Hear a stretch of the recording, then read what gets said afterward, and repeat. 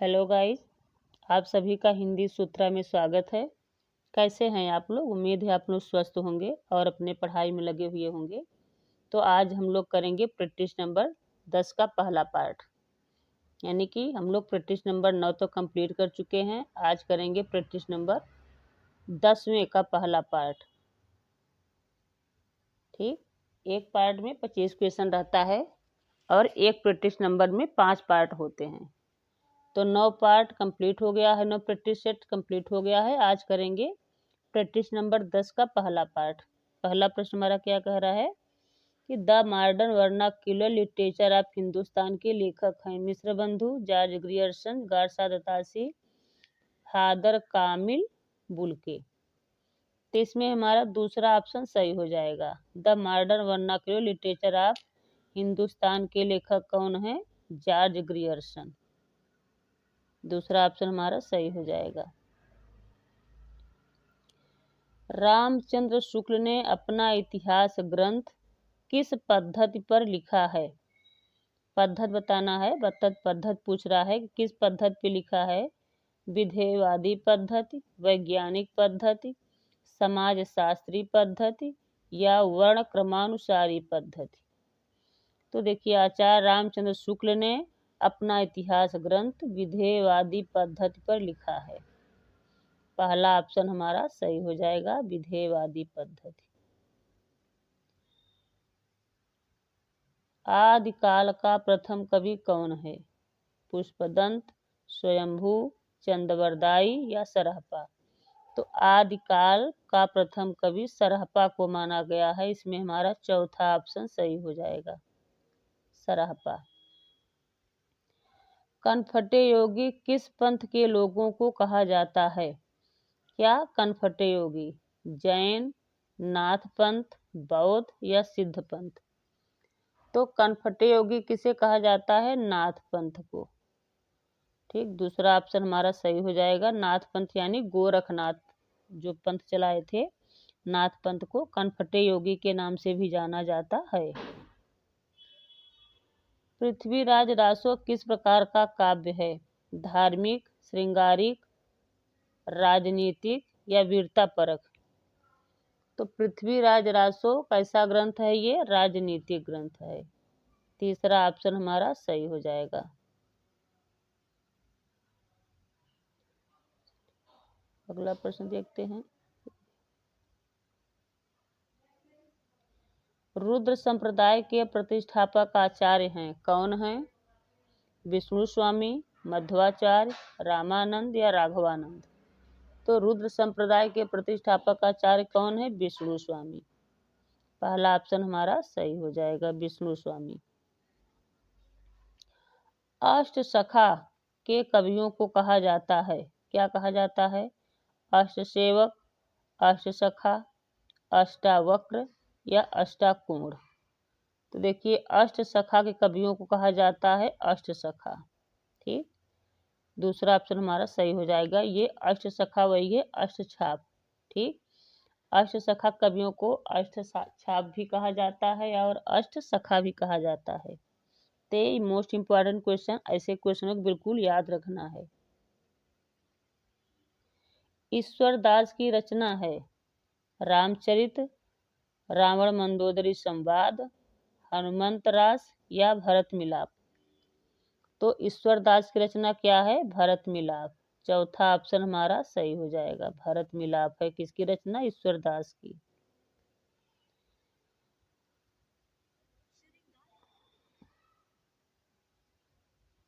इसमें देखिए नेक्स्ट क्या है,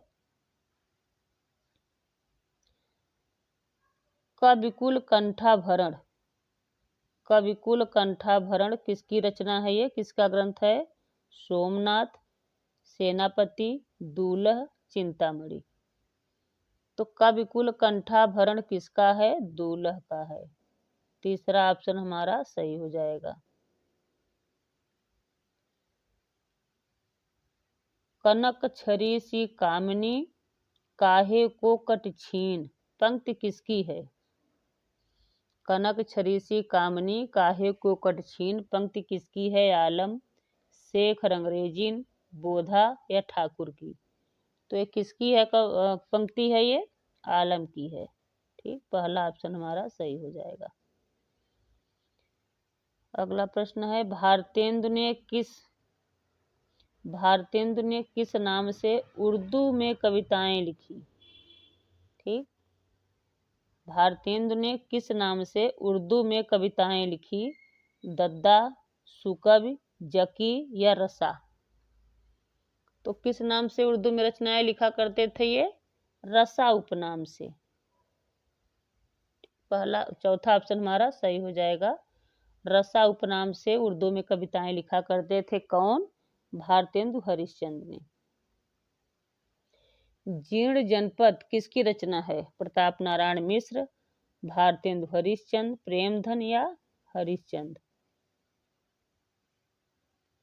तो जीर्ण जनपद किसकी रचना है? प्रेमधन की है। तीसरा ऑप्शन हमारा सही हो जाएगा, जीर्ण जनपद प्रेमधन की है। प वर्ग का उच्चारण स्थान क्या है? प वर्ग का उच्चारण स्थान क्या है? दंत, ओष्ठ, ताल या मूर्धा? तो प का क्या है उच्चारण स्थान? होष्ठ। दूसरा ऑप्शन हमारा सही हो जाएगा। प फ ब भ क्या है ये? प वर्ग का उच्चारण स्थान होष्ठ से होता है। निम्न में से संयुक्त वर्ण हैं, कौन से संयुक्त वर्ण है? छ, र, त, त्र। तो संयुक्त वर्ण कौन सा है? छ है। ठीक, पहला ऑप्शन हमारा सही हो जाएगा। छ हमारा क्या है? संयुक्त वर्ण है। किताब किस भाषा का शब्द है? किताब किस भाषा का शब्द है? फारसी, तुर्की, चीनी, अरबी? तो किताब किस भाषा का शब्द है? अरबी।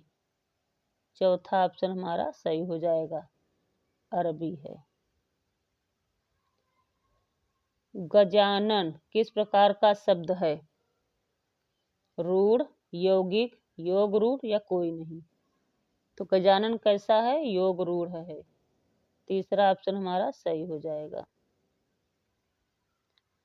हवा में तैरते हुए पुस्तक किसकी है? हवा में तैरते हुए पुस्तक किसकी है? हिमांशु जोशी, राजेंद्र अवस्थी, निर्मल वर्मा, कोई नहीं? तो हवा में तैरते हुए पुस्तक राजेंद्र अवस्थी की है। दूसरा ऑप्शन हमारा सही हो जाएगा, राजेंद्र अवस्थी। लक्ष्मीपुरा रिपोर्टाज के लेखक हैं शिवदान सिंह चौहान, कर्ण सिंह, रांगे राघव, डॉक्टर नगेंद्र। तो लक्ष्मीपुरा रिपोर्टाज किसका है? शिवदान सिंह चौहान का है। पहला ऑप्शन हमारा सही हो जाएगा, शिवदान सिंह चौहान। राष्ट्र कवि की उपाधि किसे दी गई थी? श्रीधर पाठक, भारतेंदु हरिश्चंद्र, बालकृष्ण भट्ट या मैथिली शरण गुप्त? तो राष्ट्र कवि की उपाधि मैथिली शरण गुप्त को दी गई थी। और किसने दिया था ये उपाधि? महात्मा गांधी ने। ठीक, मैथिली शरण गुप्त को दिया गया था। किसने दिया था? महात्मा गांधी ने दिया था। क्या दिया था? राष्ट्र कवि की उपाधि दी गई थी। पथिक किसकी रचना है? माखनलाल चतुर्वेदी, रामनरेश त्रिपाठी, जयशंकर प्रसाद या निराला? तो पथिक किसकी है? रामनरेश त्रिपाठी की है। दूसरा ऑप्शन हमारा सही हो जाएगा, रामनरेश त्रिपाठी। अपराजिता के लेखक हैं नरेंद्र शर्मा, रामधारी सिंह दिनकर, रामेश्वर शुक्ल अंचल या पंत? तो अपराजिता किसकी रचना है? रामेश्वर शुक्ल अंचल की है। तीसरा ऑप्शन हमारा सही हो जाएगा।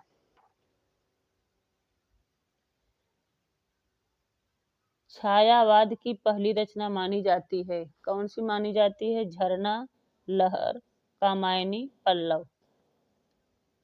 तो छायावाद की पहली रचना झरना मानी जाती है। पहला ऑप्शन हमारा सही हो जाएगा। झरना किसकी रचना है? जयशंकर प्रसाद की। सुभद्रा कुमारी चौहान का जन्म कहाँ हुआ था? निजामाबाद, इलाहाबाद, ग्वालियर या पटना? तो सुभद्रा कुमारी चौहान का जन्म इलाहाबाद हुआ था। दूसरा ऑप्शन हमारा सही हो जाएगा। मधुशाला का प्रकाशन कब हुआ? मधुशाला का प्रकाशन कब हुआ? 1930 ईस्वी, 1933 ईस्वी, 1936 ईस्वी या 1935 ईस्वी? तो मधुशाला का प्रकाशन कब हुआ? 1935 ईस्वी। चौथा ऑप्शन हमारा सही हो जाएगा। मधुशाला किसने लिखा? हरिवंश राय बच्चन ने लिखा। प्रकाशन कब हुआ? 1935 ईस्वी। लास्ट प्रश्न देखते हैं। मैं इनसे मिला भेंट वार्ता के लेखक हैं। मैं इनसे मिला भेंट वार्ता किसकी है? ये देवेंद्र सत्यार्थी, डॉक्टर सत्येंद्र, पद्म सिंह शर्मा या कोई नहीं? तो मैं इनसे मिला भेंट वार्ता किसकी है? पद्म सिंह शर्मा की है। ठीक, तीसरा ऑप्शन हमारा सही हो जाएगा।